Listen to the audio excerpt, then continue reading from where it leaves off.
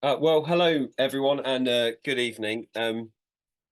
It's really great that you've been able to join me for the online launch of my book, The Osprey. I can see there's people joining all the time, but it's gone 7:30, so I think we'll get cracking. For those of you who have asked, and I know a few people have, this is also recorded, so there is an opportunity to watch it back should you wish. But I hope you enjoy it. Basically, how this works, it's a Zoom webinar, and basically that you'll see there's a questions and answers tab on your screen. So if you have a burning question during the talk, the thing to do, and I can see, well done, Jeff. Jeff's the first person to put a question in there. If you have a question or one crops up as I'm talking, then put your question in there and I'll do my best to answer them all if I can at the end, depending on how many questions there are.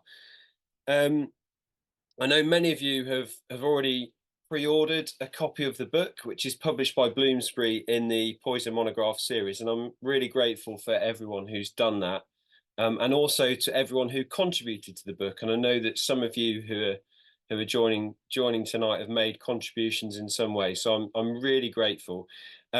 This project, the book, has been a long time coming for me. It's been a lot of work over a number of years, and it's really fantastic that now it's finally in print and arriving at the doorsteps of people who have pre-ordered it, and of course it's available in the shops as well. So anyway, it's quite hard to decide what to talk about tonight. I mean, clearly ospreys, but there's so much I could talk about. There's so much in the book. What I've done is I've picked out some of my own experiences really in the work I've done with this fantastic bird. I was actually did the in-person launch at Rutland Water yesterday, and I saw my first osprey at Rutland Water way back in 1995. And if I think about, everything I've seen since then, it's just been such a privilege to work with such an incredible bird, and it's really nice to be able to share those experiences not only in the book but also tonight. So as I say, thank you very much for joining me. So I think we'll get going. And the thing with the osprey is it is this bird with just an incredible distribution. So we know that the osprey occurs on every continent except for Antarctica at some point in the year. So this map, which is taken from the book, and most of the stuff I'm going to talk about is in fact, all of the stuff I'm going to talk about is in the book. Basically, the osprey has this wide global distribution. A real stronghold, of course, is North America, both the United States and Canada. That race is one of the four subspecies, and they migrate down to south, mainly to some just go to southern parts of the United States, but most go into Central America or down into South America. And I always think it's really wonderful that you get birds that breed in places like, I don't know, New York. They breed not far from Manhattan, and yet those same individuals, so for example birds that breed on Long Island, they might winter in the Amazon, on the edge of in the Amazon basin in Brazil. So two totally contrasting landscapes. And then if you go into Europe, of course, then the real stronghold in Europe, of course, is in Northern Europe, Scandinavia, Russia.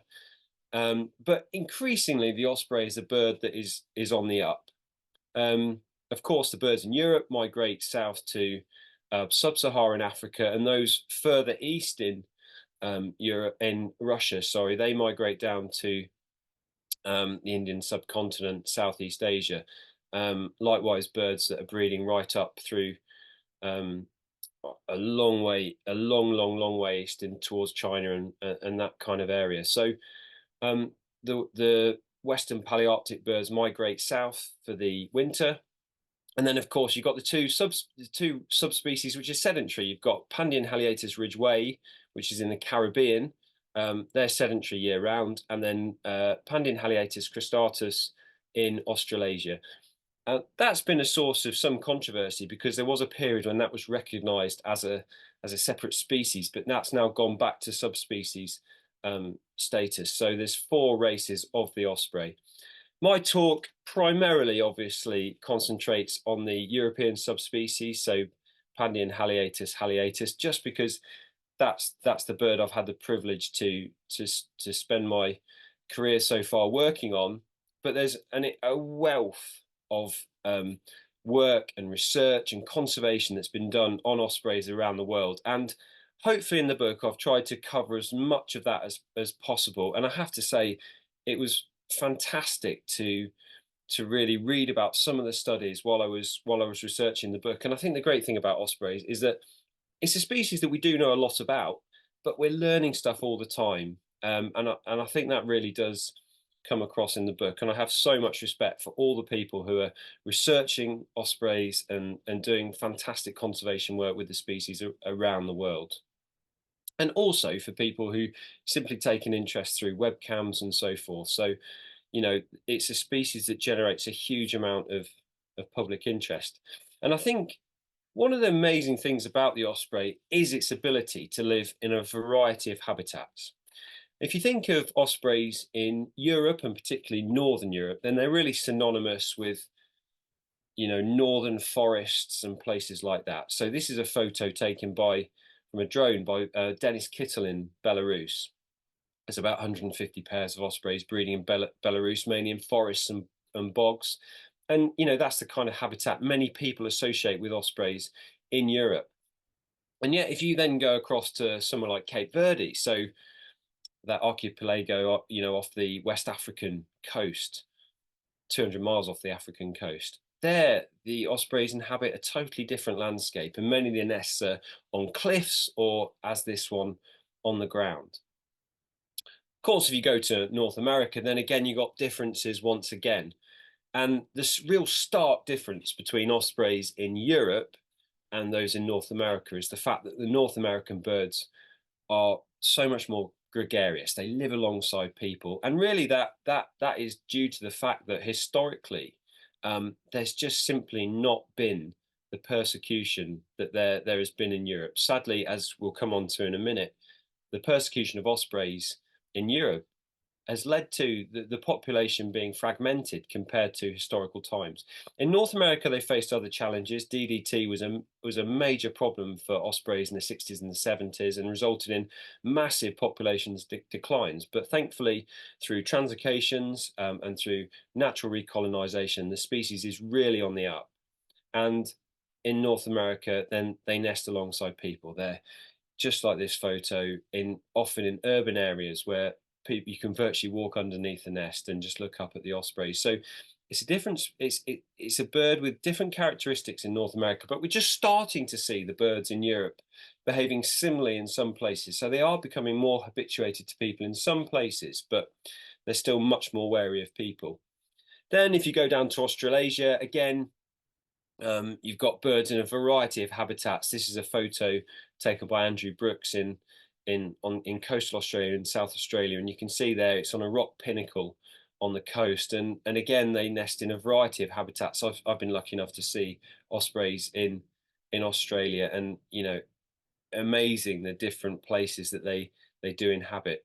So this is a bird that it's got a wide global distribution because it is able to exploit such a range of habitats.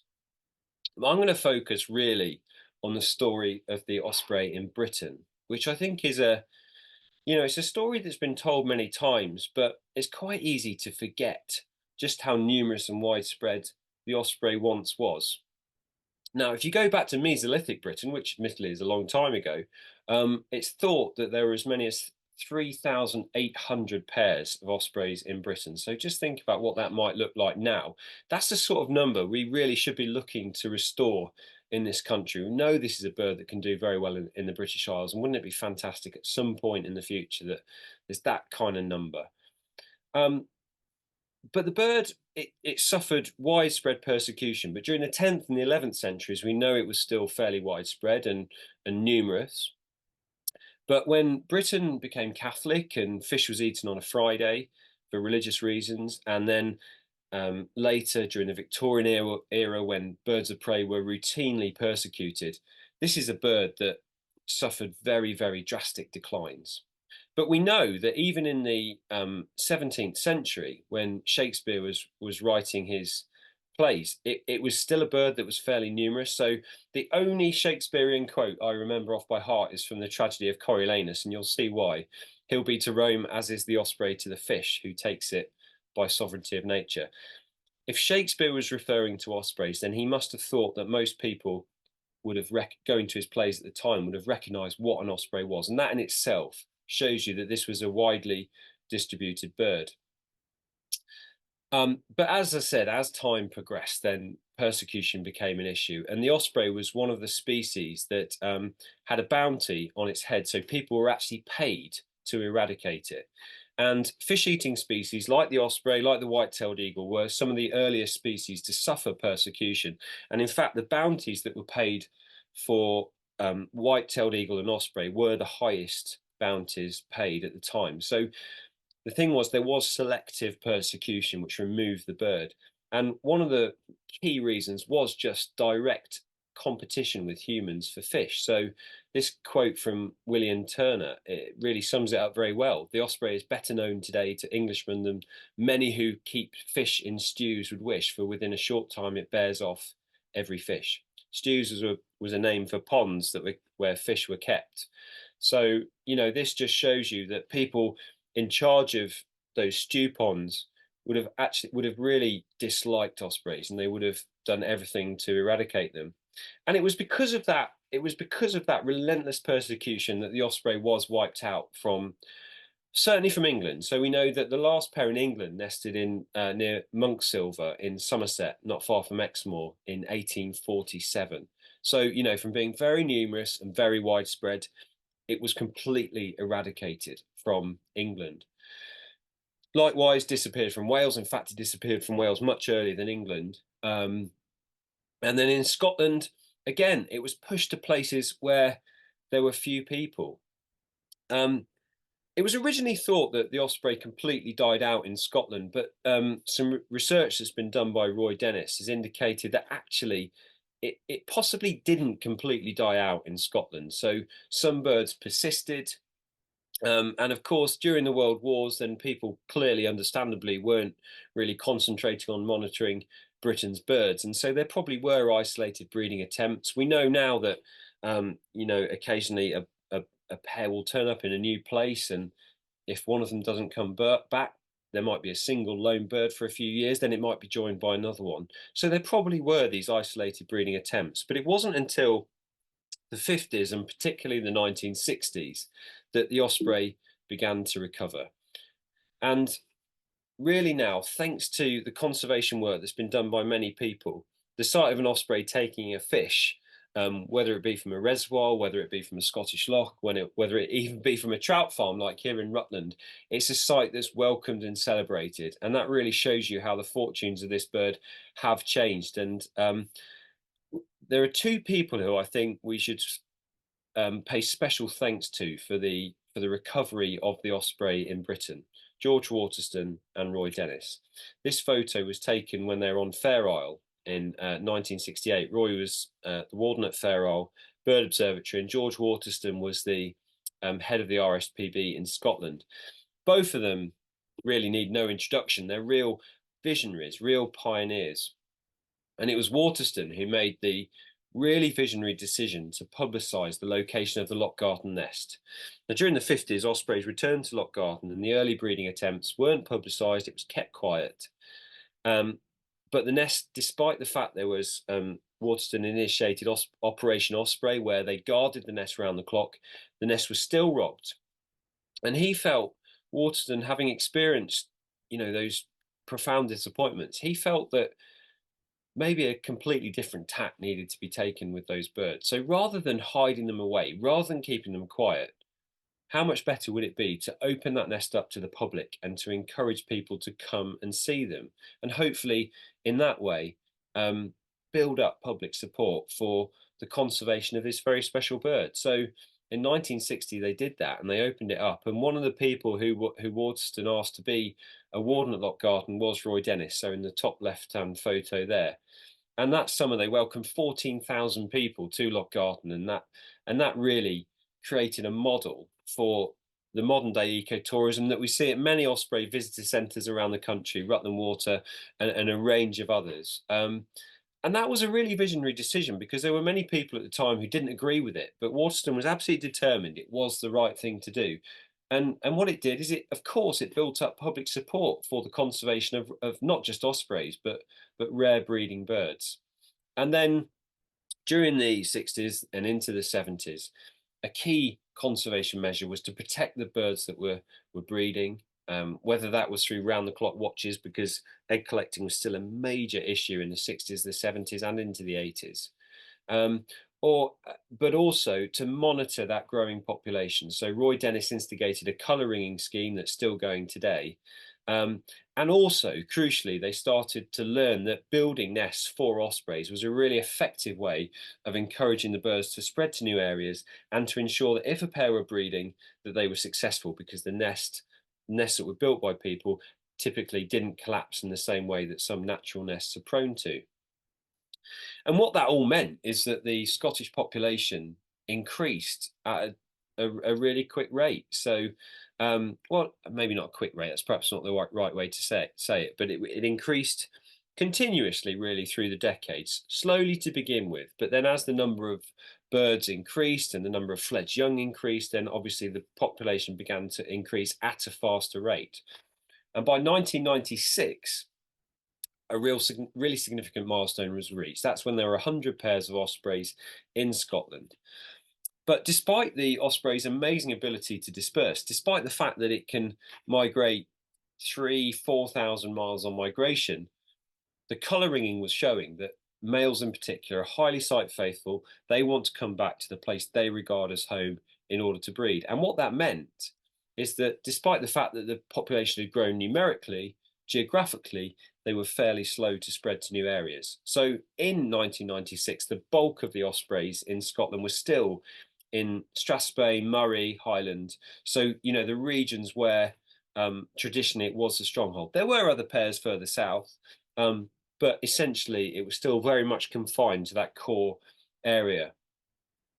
But at that time, we know that reintroduction was increasingly being used to restore populations of rare birds. And with ospreys, the concept of translocation was very much pioneered in the United States and North America. So the first ever osprey translocation was undertaken in the Tennessee Valley in 1979. And the next year, a project began in Pennsylvania. And then 4 years after that, in 1984, a project began in the Twin Cities region of Minnesota. So the concept of translocation, where you're moving birds, moving ospreys from areas where the population is strong and robust to areas where traditionally or historically they bred but are now absent, was increasingly used as a conservation tool to restore the osprey in North America from places it had been lost, mainly due to the impacts of DDT. And it's something that has really, really taken off. So by 2014, a remarkable total of 1,851 osprey chicks have been translocated in 20 different states. So translocation has been absolutely instrumental in enhancing the geographical expansion of ospreys in North America. And if you just take one of those early projects, so the Twin Cities area of Minnesota, we know that by 2019, there were 90 occupied nests in that area.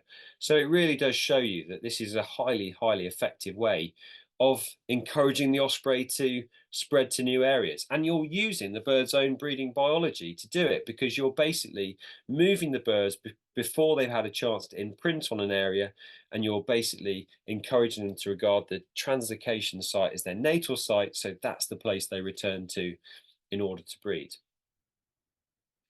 So going back to the UK, well, Roy Dennis had worked on the first reintroduction of a bird of prey in Britain, which was the reintroduction of white-tailed eagles to Western Scotland. So he and George Waterston actually did the first release on Fair Isle in 1968, and then the Nature Conservancy took over with a larger scale project, which Roy was still involved with during the 70s and the 80s. And then red kites as well in the mid-90s were reintroduced to initially the Chilterns and northern Scotland. And again, Roy was instrumental in that. And Rutland Water, which Rutland Water, for those of you who don't know, was built in the 70s, and it was built primarily as a drinking water reservoir.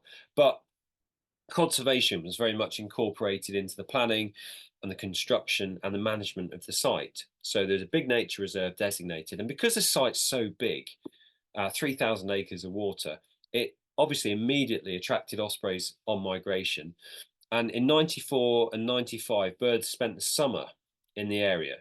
And that's what really kick-started the Rutland translocation, because in 1994, there were two ospreys that spent the summer at Rutland Water. And Tim Appleton, who's the reserve, or was the reserve manager and had been from the start, got in touch with Roy. Roy came down and they built 5 nests around the reserve. But Roy said, really, if you look at what they're doing in America, the thing we really should be doing with the osprey in Britain to restore them to England is actually to undertake a translocation project. So to cut a very long story short, because I'm not going to bore you with the details, but basically, Nature Scott eventually granted a license to translocate 64 birds from northern Scotland, from that stronghold that Roy had been monitoring since the 1960s, down to Rutland Water. And that was really pioneering stuff, because it was the first osprey translocation in Europe, and we know now that it's been a precursor to many other projects that have now taken place in a range of countries. So France, Spain, Italy, Switzerland, Portugal, they've all done osprey translocations, and they are based on the work that was done at Rutland Water. So again, Roy showing really what a real pioneer he is, and how George Waterston before him, because Roy always says that George was a real mentor to Roy. So we've got, as I say, we've really got those two people to thank for their proactive approach to the conservation of this species. And as I said earlier, it's really the whole concept of translocation is that you're basically persuading the birds you move that the place you release them is home. And we know that works because the time that an osprey is learning where it's from is the time when it's first flying. So it's the post-fledging period. So the period after fledging, before the bird migrates. And typically with ospreys, that ranges from about 4 to 6 weeks. And so with the translocation, that is the key time. That's the time you really want those birds to become established, to feel safe in the environment they've been released into, so that they are learning that that is home. So this is the view that the translocated ospreys had at Rutland Water. And I was very fortunate. I'm really grateful to Roy and Tim for starting that project, because that's where my journey with ospreys began. Because in 1997, when I was a 15-year-old schoolboy, I volunteered on the Rutland Osprey project the second year. And I remember my first shift was in a caravan overlooking Lax Hill that you're looking at there. And the person I was with was Paul Stammers, who some of you I'm sure will know. And we were monitoring 8 ospreys that had just been released. And 2 of those birds became absolutely central to the establishment of the Rutland population. I'm going to talk a bit more about them in a minute.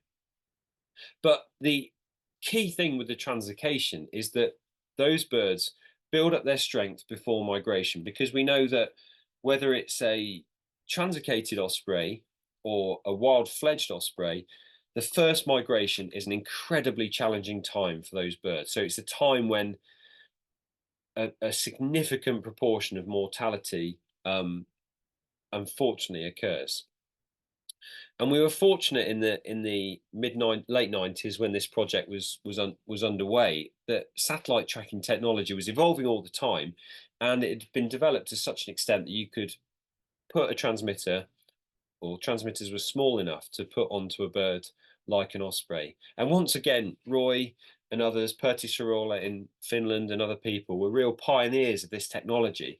And we got permission to fit satellite tags to some of the birds we were releasing at Rutland Water, and also to a number of birds that Roy was monitoring at nests in Scotland. And what that really demonstrated was just what a challenge that first migration is to those young ospreys. So many of you will know that migration really fascinates me, and there's a really long chapter on osprey migration in the book. And I always think that the thing that really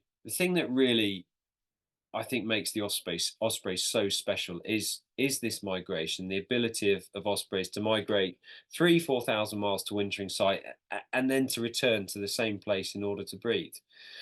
and particularly when you think of juveniles, because juvenile ospreys, we know, migrate on their own. And that's been verified by satellite tracking, but also by observations at migration watch points around the world.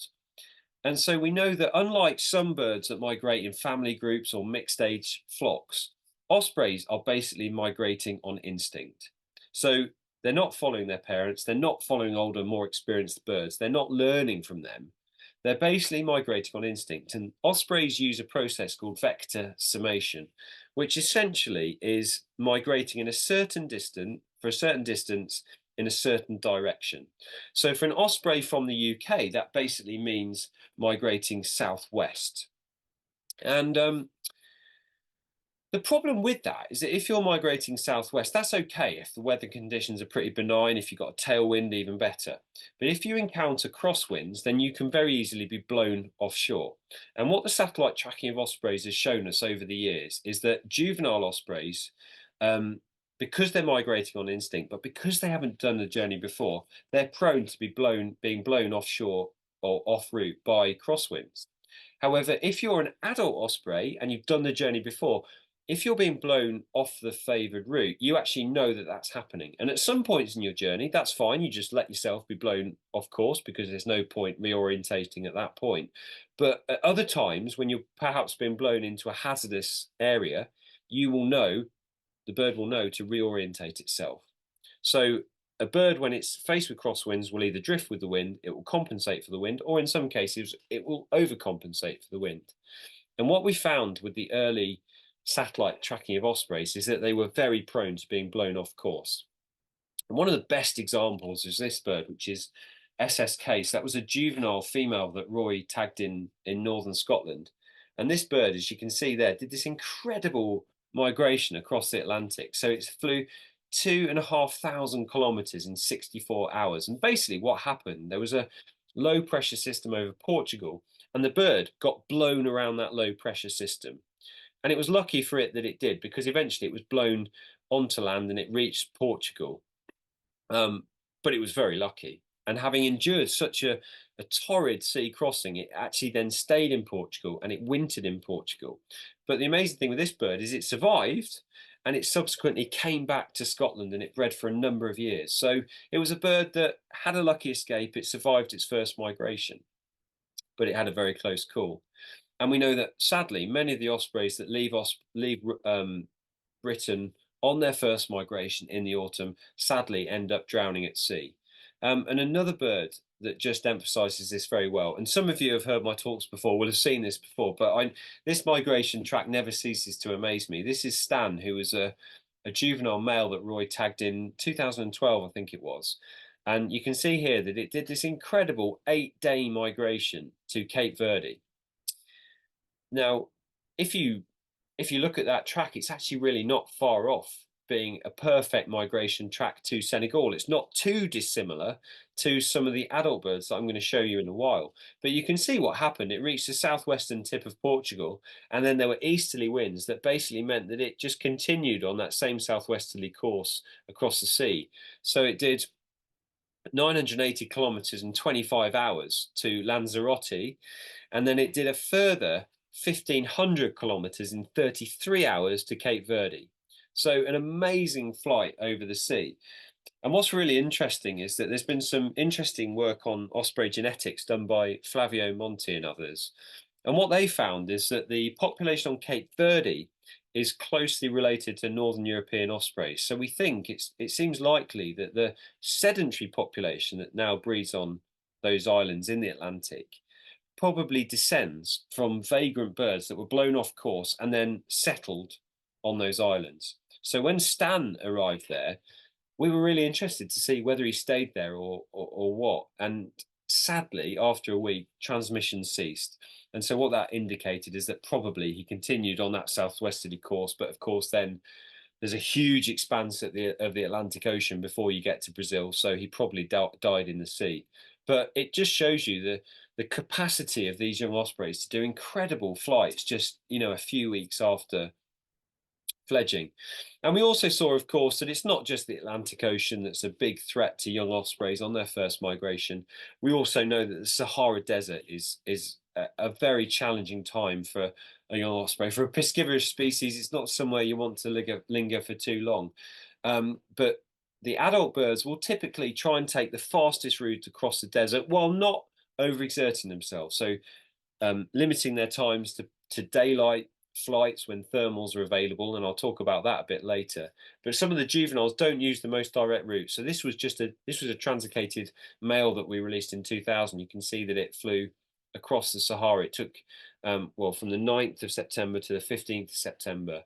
It flew across Algeria and Mali before it reached a tributary of the river Niger, and then eventually made it across west to Senegal. But this was a bird that again had flown 7,500 kilometers in just over a month. So what this early satellite tracking was showing us was that these young ospreys had this amazing ability to undertake these huge migrations and to do it purely on instinct. And what we've also found is that over successive migrations, they're actually able to refine that route, and I'll come on to that a bit later. But what that early satellite tracking showed us is that those migrations are incredibly dangerous. So of 35 birds that we satellite tagged at Rutland Water and in northern Scotland, only 51% were known to have definitely completed their first migration. There was some tag failure with those early tags. They weren't as reliable as they are now, but at least a third of the birds died on their first migration. But then not only that, we know that it's not just getting to the wintering grounds, whether that be Spain or Portugal, or whether that be West Africa, that dictates whether a young osprey survives to come back as a 2-year-old, because once they get to the wintering grounds, they then have to find and become established to wintering site. And so you actually then get a lot more mortality on the wintering grounds as well. So you can see that of this small, admittedly small cohort of birds, only 8.5% made it back. So it just shows you that it is difficult to restore a bird like the osprey because of this migration.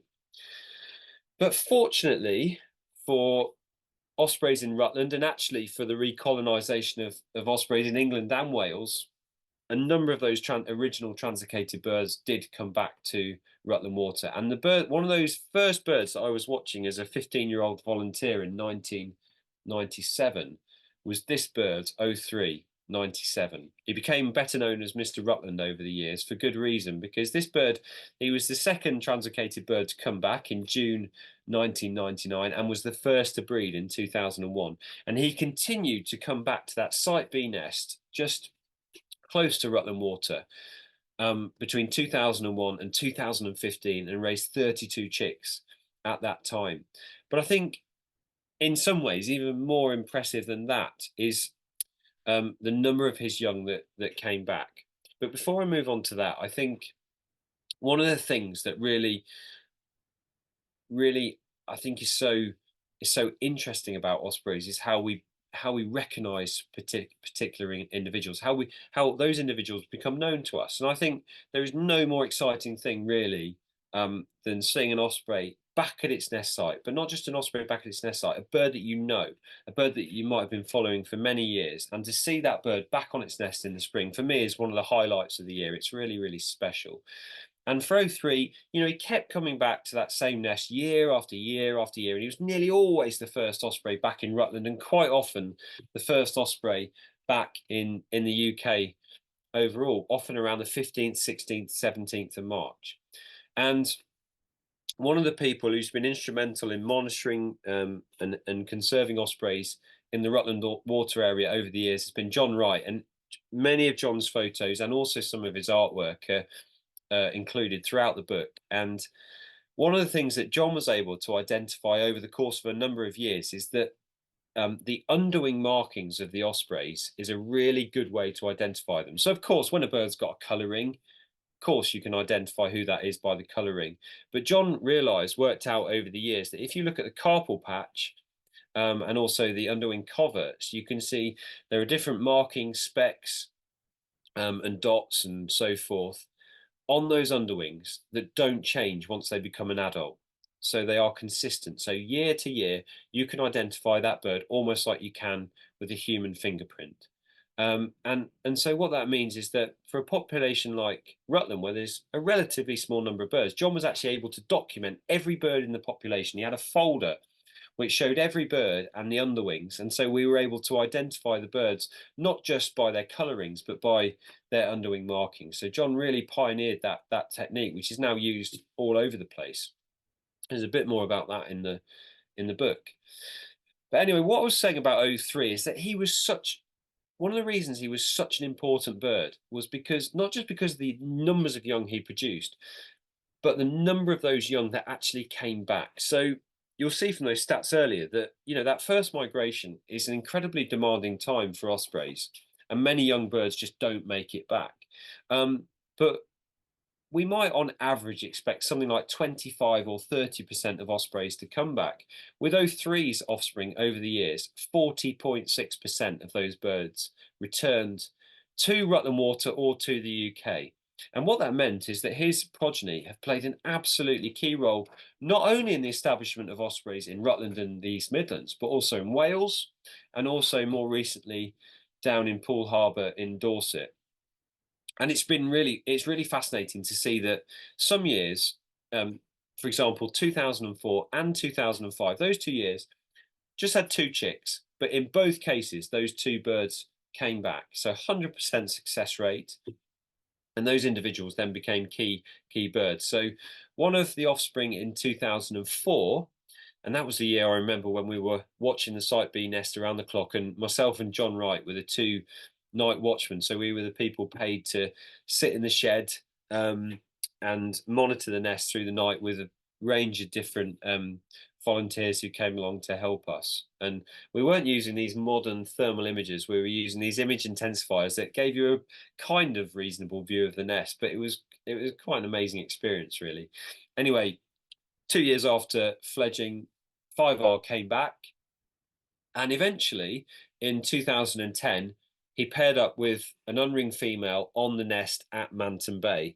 And of course, that female herself has become incredibly important. She wasn't ringed, but we know from the markings on her head that it's the same bird that's come back every year since. So Maya, as many of you will know her, was still breeding at that nest last year. 5R himself bred at the nest for 4 summers, and in that time raised 11 chicks. One of those 11 chicks was 3J, or you'll probably know her better as Tellin, who's now the breeding female at Dovey, and in fact she has been since 2018. So there was a key bird for the recolonisation of ospreys in Wales. And Maya now, she's taken over as the most successful osprey in the local population. So she's now had 37 chicks to date. So she really is getting up there to be one of the most productive ospreys in Britain. She's got a little way to go to reach Mrs. G's tally from Glassland, but she's I think she could get there. Hopefully we'll see her back at the Manton Bay nest in a couple of weeks' time.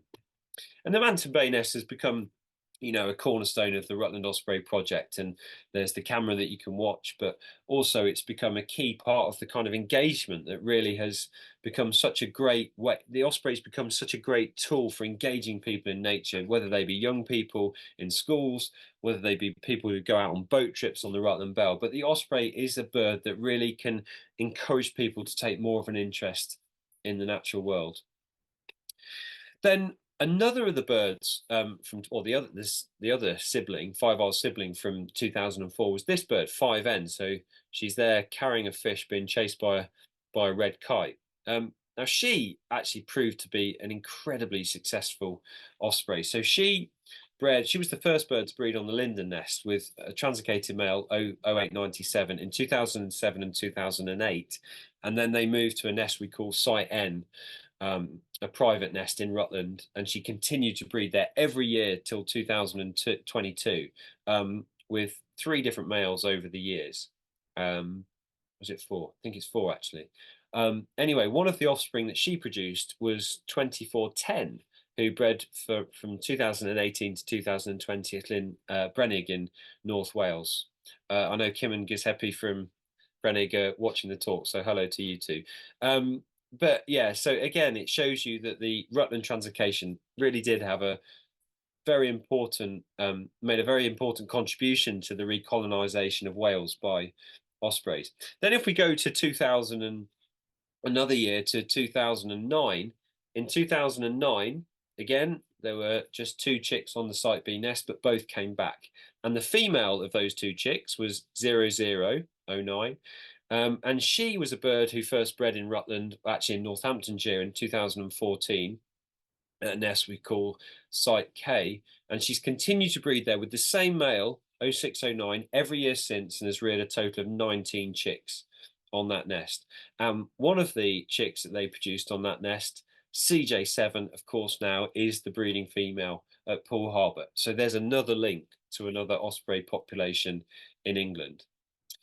And what we've seen over the years is that, you know, with the Rutland population, there have been certain individuals that have played a really, really key role. So this is the leaderboard in terms of number of young produced over the years. I think there's actually 3005 possibly should be on there, but she's not for some reason. But anyway, top of the leaderboard, Maya with 37 chicks over the course of 2010 to 2023. Hopefully a total that's going to continue to go up. But the thing with her again is look at that percentage that have returned. 38.7% of her chicks have made it back. So she's not only a very productive osprey in terms of numbers of chicks that she's producing, but also they're really good quality chicks who survive their first migration and come back. Then 5N, again, as I said, 36 chicks, still a good return rate, 24.2%.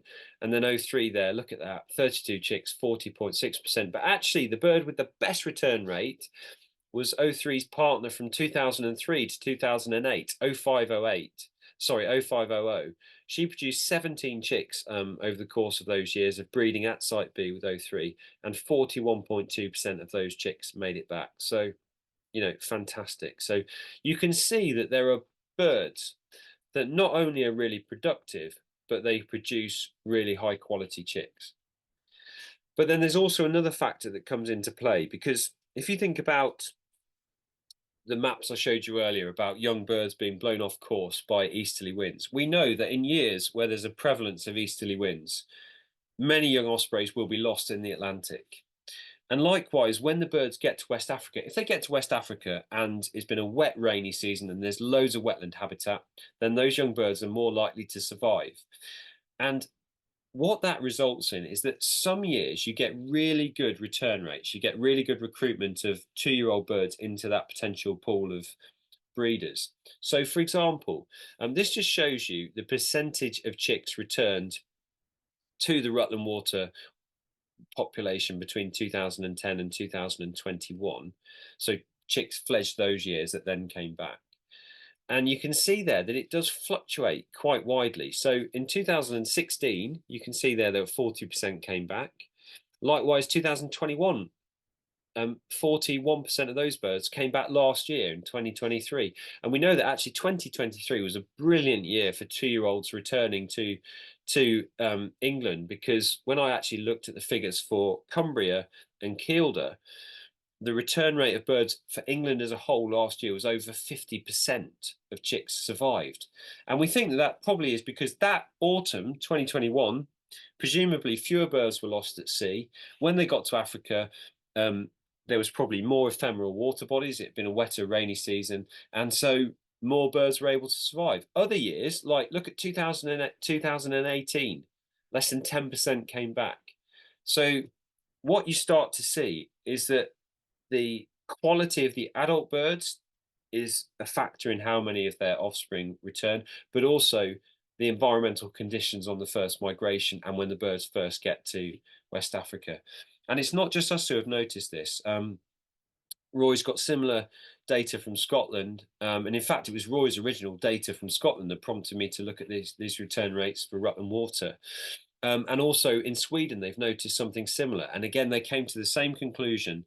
With them, they actually managed to find a relationship between the rainy season and the wetness of the rainy season in West Africa and survival to 2 years of birds in that population. So you can see that these factors all contribute to the success or otherwise of that cohort of ospreys. So thanks to the colour ringing, we've been able to look at return rates and where birds return to But it's not just where the bird ends up breeding, it's also the process by which young birds actually enter the breeding population. And I think one of the most fascinating things for me is you might think that a young osprey that ends up breeding at Rutland or breeds in Wales just came back there and settled there. But actually, what we see is that the young 2-year-old birds in particular wander over a huge area when they first return. So, a good example is the number of birds that have actually, from Rutland, that have ended up breeding in Wales. And one of those birds is 3J. Now, she's a particularly interesting case because 3J, who fledged from the Manton Bay nest, when she first returned, she did come back to Rutland Water. So she came back to Rutland Water, and I think it was 2015, if I've got my years correct. I'm sure someone will put me right if I'm wrong. She came back and she was actually seen in the local area. We saw her at Ferry Meadows Country Park, which is near Peterborough. I remember there was a really nice cafe there where you could get bacon sandwiches. We were sitting there, John Wright and I, watching her catching fish and eating bacon sandwiches. But anyway, I'm going off topic. 3J came back and then eventually she looked like she was going to breed, or she was showing interest in breeding on Lagoon 4, which is on the nature reserve. She paired up with a male who hadn't bred before, 51, and things were looking promising. And there was one day where John was watching her on the Lagoon 4 nest. So on the 19th of April, they hadn't laid eggs, but we were pretty sure that they were going to try and do something.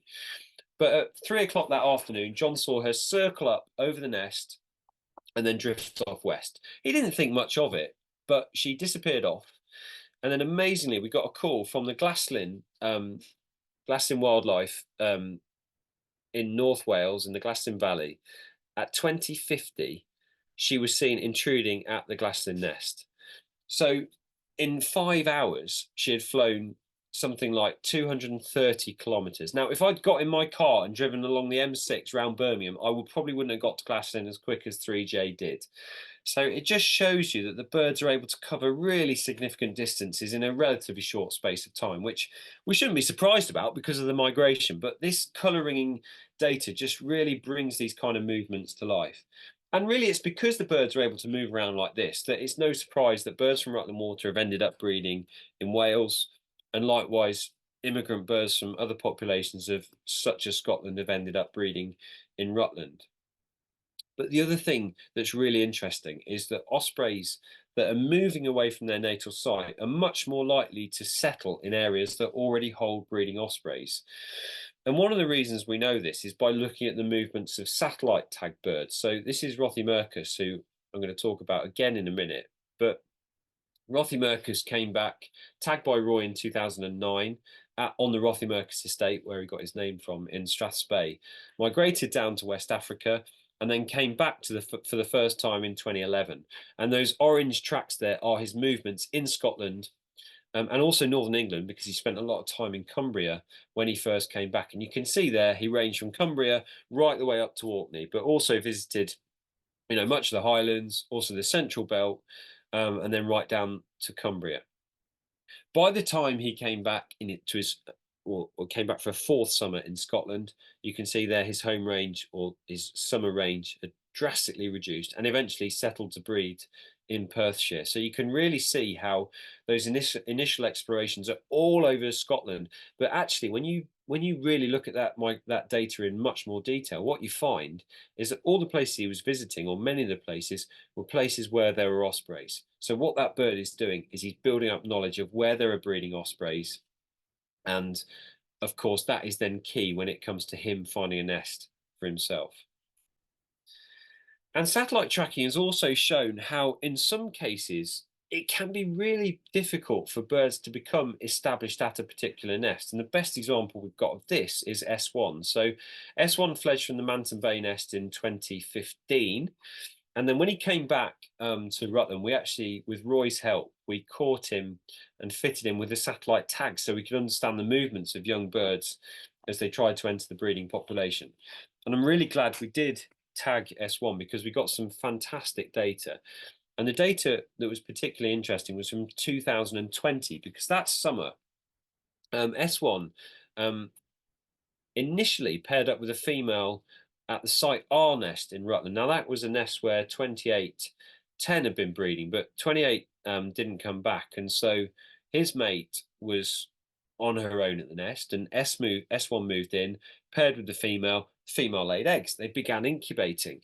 But during incubation, another rival bird, T416, so a year younger, he took an interest in the nest and he started trying to take over. So he basically tried to oust S1. And over the period of about probably a month, we got the most incredible satellite data that showed that S1 was making these flights really all over central and eastern England. So you can see there that over the course of probably a month, he did numerous flights down towards London, some into East Anglia, some up to the Wash. And what we think was going on here is we think these were battles between S1 and T4. We didn't have any satellite tracking data for T4 because he didn't have a satellite tag.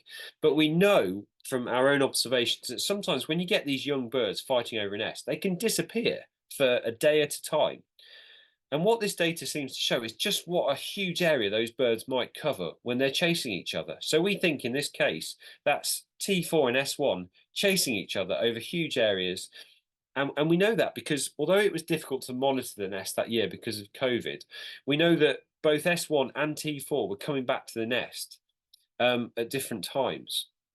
And eventually it was T4 who basically got the nest, ousted S1. And at that point, S1 one day flew up to Yorkshire. Another day he went to Wales and checked out some of the sites in Wales. And then later in the summer, actually crossed the North Sea and went to the Netherlands and into Germany. And that is pretty amazing behaviour when you think that at the start of the year he had paired up with a female and was actually incubating eggs. So he'd been ousted from the nest, and then clearly he was just looking at where else there might be breeding opportunities. But sadly for S1, when he tried to come back across the North Sea, and perhaps I suspect because he wasn't in very good condition after this stressful summer, he met again a strong winds, a storm that was going across the North Sea, and sadly he drowned at sea. And eventually, the satellite data showed that 3 days after that last point in the middle of the North Sea, there were some points off the coast of Denmark. So sadly, he'd drowned. And so that just shows you that even an adult osprey that's come back and attempted to breed for the first time, things can go wrong. And without the satellite tracking data, we would never have known what was going on. So that really was fascinating information. Anyway, it's really pleasing to see that, over the years, the English and the Welsh population have really started to increase. So this is a figure that's actually taken from the book. Those of you who've looked through the book will maybe recognise it. But this charts the development of the population in England and Wales since 1999. It was 1999, actually, that ospreys returned to Cumbria for the first time to the Lake District. And then in 2001, there was the first nest in Rutland. In 2004, 2 translocated males from Rutland Water were found to be breeding at different sites in Wales. And then in 2009, ospreys returned to Kielder Forest. And you can see there how slowly but surely the number of breeding pairs in all those areas has increased. And if you had 2023 on there, it would again show another increase. And it's not just the number of breeding pairs, it's also the number of fledged young. So by 2022, there were over 35 breeding pairs. I think there were 38 breeding pairs and there were 84 fledged young. So a real positive upturn in the fortunes of ospreys in England and Wales. And one of the factors that's been really successful, or really the conservation measures that's been really useful in encouraging ospreys to spread, is the installation of artificial nests. So the photo there is from Kielder Forest. Joanna Daly very kindly sent me that. Joanna's done some fantastic work with the Kielder ospreys over the years. And basically, ospreys returned to Kielder because they put artificial nests up for them. They came back to the Lake District because Pete Davis and others have done some brilliant work in Cumbria to build artificial nests. So those nests encouraged ospreys over the Scottish border. Likewise, we found that the provision of artificial nests in Wales has been a hugely successful conservation measure. I mean, for example, Darren Moore's put loads of nests up, and many of those nests are now are now occupied by ospreys. So we know it's a really proactive method you can use to encourage ospreys to spread to new areas. But not only that, by building an artificial nest, you actually increase the chances of those birds being successful, because we know that many natural nests fall down and collapse. Last year in Rutland, we had a nest that was built in a dead ash tree, and sadly it collapsed during the breeding season. So installing artificial nests actually means that the productivity of those nests is typically much better. So you can see there,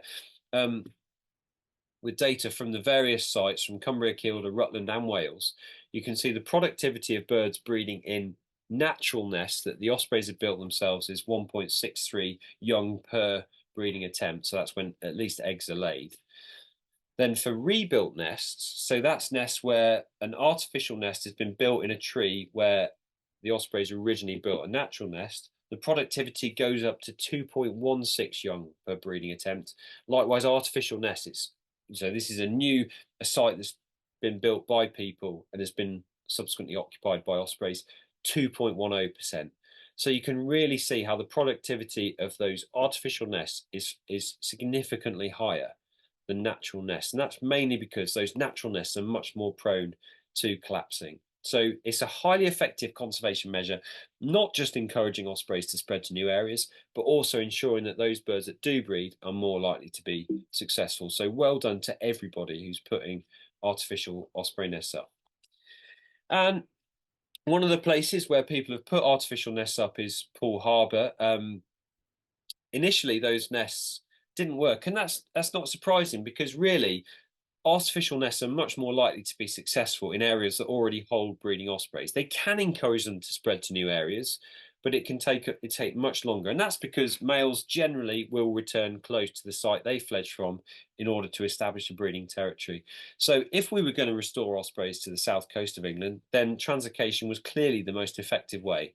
And so in 2017, which was the year I started working with the Roy Dennis Wildlife Foundation, we got permission to begin a second English translocation at Poole Harbor, with Birds of Poole Harbor, and also Jason Fathers from Wildlife Windows. And that was brilliant because, again, it's been successful. Project began in 2017, and to date a total of 43 chicks have been translocated. And for me, one of the real highlights of that project came in 2017, when we were monitoring the 8 young that we'd released that year. And I was sitting there at the watch point with Brittany Maxted and Paul Morton, and we were counting the birds that were coming in, and we counted the 8 juveniles in, and suddenly we realised there was a 9th osprey. And when we managed to pin down the ID of that 9th osprey, we found it was an adult bird, and it was CJ7. So CJ7, I thought at the time, I recognised that bird and the ring number, and it turned out to be one from the site K Nest near Rutland Water 2 years previously. So she hadn't been back to Rutland, but she arrived, well, not that we know of anyway. She turned up at Poole Harbor that day, 8th of August. And I think because the translocated young were there, that was a real pull for her. And she stayed there for the rest of the summer, spent time with the translocated birds, and then has returned every year since. And I'm sure all of you are familiar with the story of ospreys at Poole Harbor.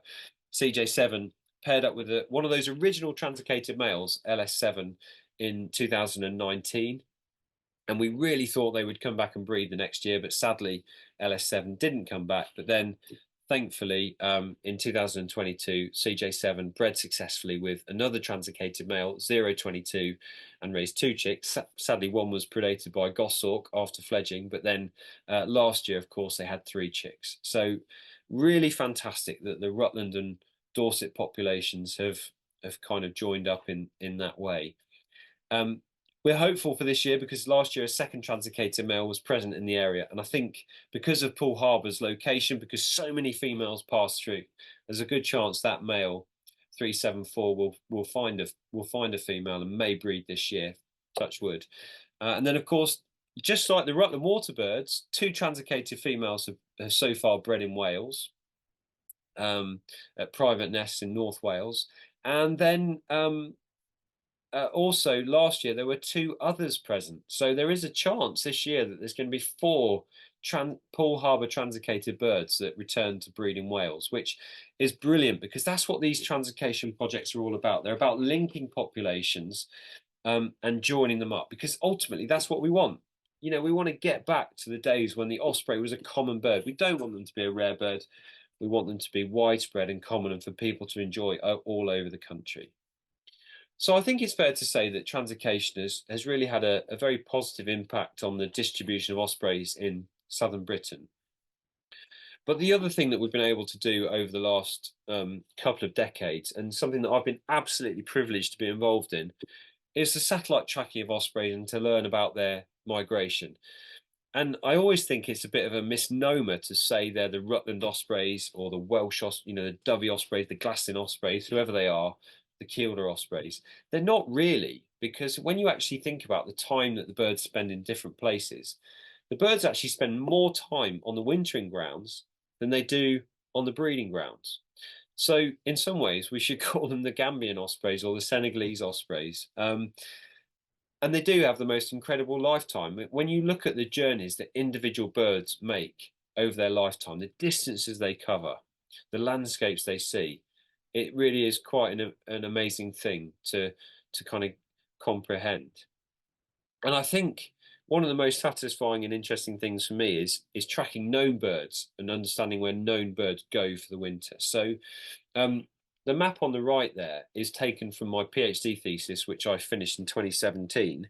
The tracks of adult ospreys from Scotland and from Rutland Water, and the white tracks are spring migrations, the orange tracks are autumn journeys. And what that data's shown us is so much fascinating stuff. Now, those of you who've seen my talks before, I'm going to make no apology for showing this migration again, because I just think this is amazing. This is Rothiemurcus, the bird I mentioned earlier. And this bird has taught us really so much about how young ospreys learn from experience. So Rothiemurcus made his first migration south in autumn 2009, did this incredible migration to Spain, made that crossing of the Bay of Biscay when there were strong easterly winds, and he missed the Spanish coast, and he only survived because he landed on a boat before making it back to land in Portugal. Now, having just survived, he then spent a month in northern Portugal before resuming his migration and eventually migrating down to Juge National Park in northern Senegal. So it took him a total of 47 days to migrate from Strathspey down to Senegal, but only 13 of those days were actually travelling. So actually the migration was a fast migration when he was actually on days when he was actually migrating. Anyway, Rothiemurcus stayed down in West Africa for 18 months, as we'd expect. He established a wintering site eventually, a tributary of the River Gambia in Senegal. And then in spring 2011, he made his first return migration. And the return migration there is the red track. And you can really see how straight away you can see a similarity between his first autumn flight south and his first spring flight north. So you can see there that although it's not identical, again, he's gone up to the northwestern tip of Spain and then made a really long crossing of the Bay of Biscay, which is actually very unusual for ospreys to do that in spring. Normally they stick to the French coast. But if you look at where he made landfall in on the south coast, it was at Poole Point in almost identical spot to the site where he'd set off in autumn 2009. So that is not coincidence. That is a bird who is learning from experience. Now, having gone back to Scotland, as I showed you earlier, wandered around and covered a really big area, then came south. But at this point, you really realise where experience comes into play, because having undertaken those two very long and perilous crossings of the Bay of Biscay, Rothiemurcus clearly wanted to avoid that. But also, having spent 9 days at an estuary in Galicia in northwestern Spain, he also wanted to go back there, because what we quite often find is that sites that ospreys encounter on their early migrations are sites they continue to return to year after year after year.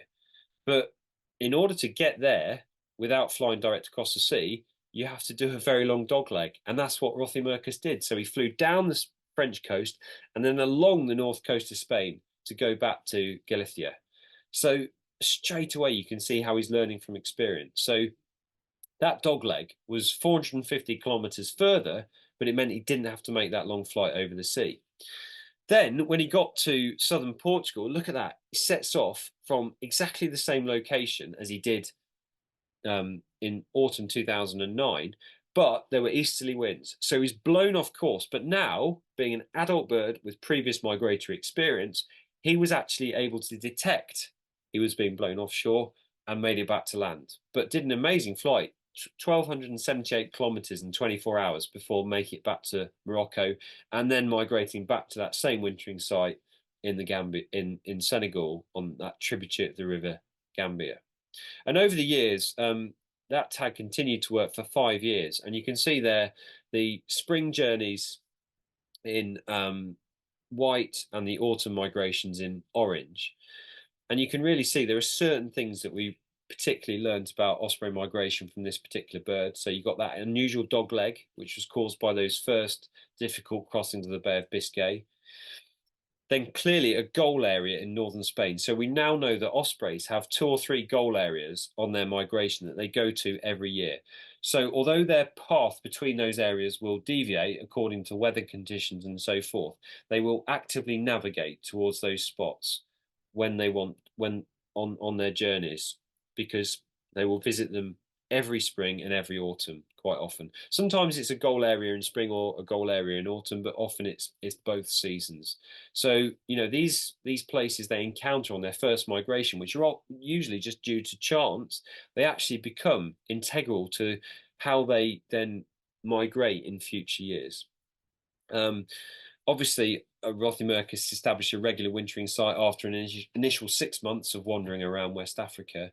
Then, interestingly, his spring crossings of the Strait of Gibraltar were made that short crossing across the strait, whereas in autumn he typically would go from southwestern Portugal across the sea, make a longer sea crossing to Morocco, and then there were those 3 spring crossings where he arrived in Poole Point. So you can really see how that bird was very much learning from migration, learning from experience. And what we find is that adult birds, which have done the journey many times before, are absolute masters of migration and navigation.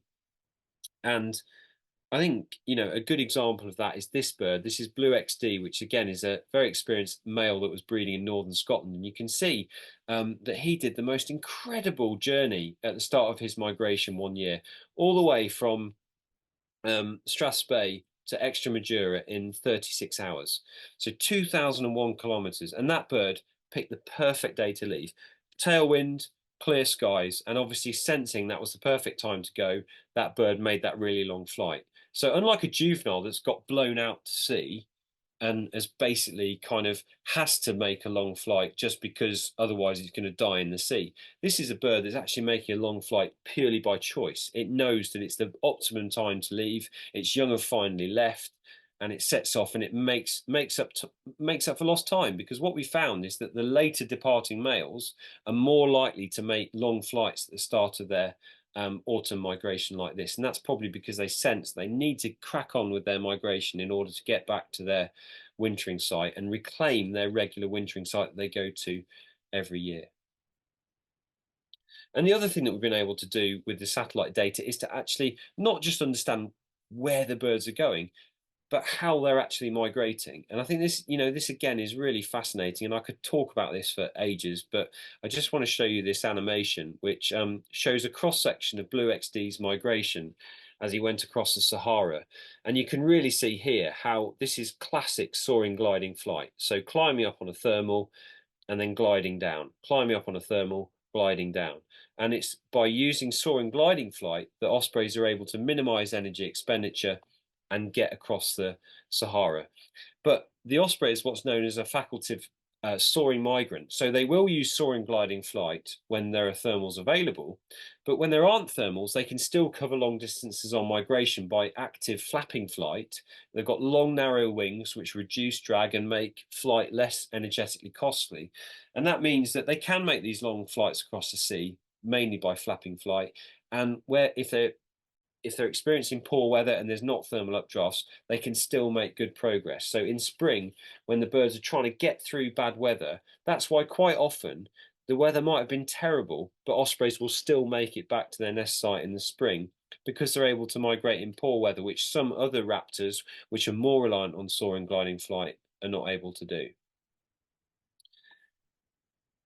Um, and then, of course, we know so much about how the ospreys spend the winter, and we know how sedentary adult ospreys are. The satellite tracking has really shown how birds go back to exactly the same places. So two birds that we tagged at Rutland Water, 0998 a male, 3005 a female, tagged them both as adult birds, and you can see two adults that really know what they're doing, incredibly direct routes to their wintering sites. And purely by chance, these two ended up wintering on the Senegalese coast between St. Louis and Dakar, just 2 miles apart. So for a number of years, they were both on that section of coastline.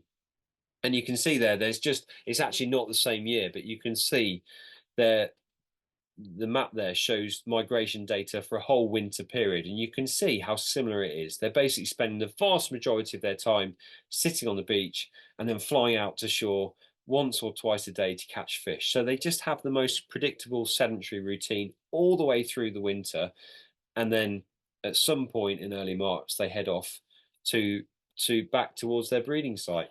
But I think the really interesting thing is that when you look at that satellite data, you don't actually have a concept of how many other ospreys there might be around. And we know that this part of the Senegalese coast is one of the most important places for ospreys in West Africa. So some of you will know there's a French ornithologist, Jean-Marie Dupart, who's been doing some fantastic work with ospreys down in West Africa recently, in Senegal and Gambia, and doing an annual survey or monthly surveys of wintering ospreys. And what he's found is that on that particular section of coastline that runs from Dakar to St. Louis, there's been a 390% increase in the number of wintering ospreys compared to a similar study that was done in 1979.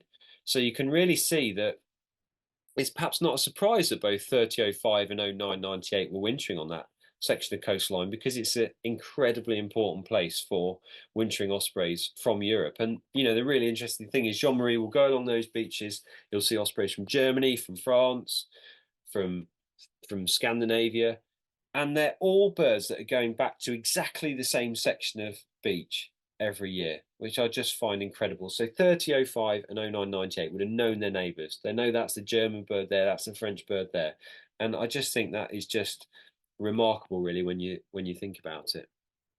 And for me, one of the real privileges of working with ospreys has been going down to the wintering grounds to actually see them. And that for me really opened up a whole new element of the work that we've done with the species. And I could talk about this for ages, but I'm going to just tell you about one particular day that was really, really memorable for me, which again, I talk about in the book, and that is when we were in the Saloum Delta.